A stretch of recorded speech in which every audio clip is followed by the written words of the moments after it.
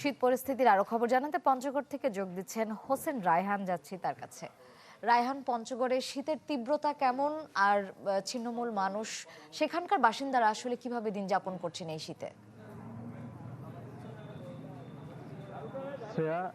আজ সকাল ৯টায় তেঁতুলিয়া আবহাওয়া পর্যবেক্ষণ কেন্দ্র থেকে তাপমাত্রা নির্ণয় করা হয়েছে 5 ডিগ্রি সেলসিয়াস।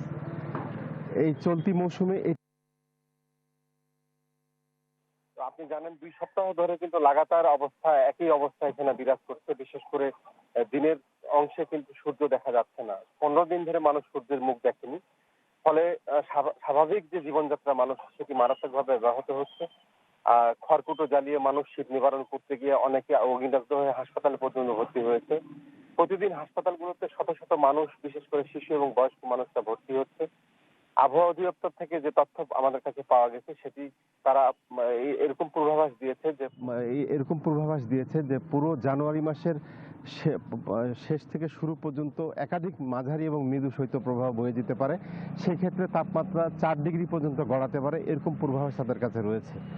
অব্যাহত কুয়াশা এবং হিমেল বাতাসের কারণে কৃষিক্ষেত্রে একটা বিরূপ প্রতিক্রিয়া দেখা দিচ্ছে। বিশেষ করে চাষিরা বড়ুয়া আবাদের জন্য সমস্ত প্রস্তুতি শেষ করলেও কিন্তু বীজতলা নষ্ট হচ্ছে ঘন কুয়াশার কারণে। চাষিরা কৃষি সম্প্রসারণ অধিদপ্তরের পরামর্শ অনুযায়ী কাজ করছে। অব্যাহত শীতে মানুষের জীবনযাত্রা, স্বাভাবিক জীবনযাত্রা মারাত্মকভাবে ব্যাহত হচ্ছে।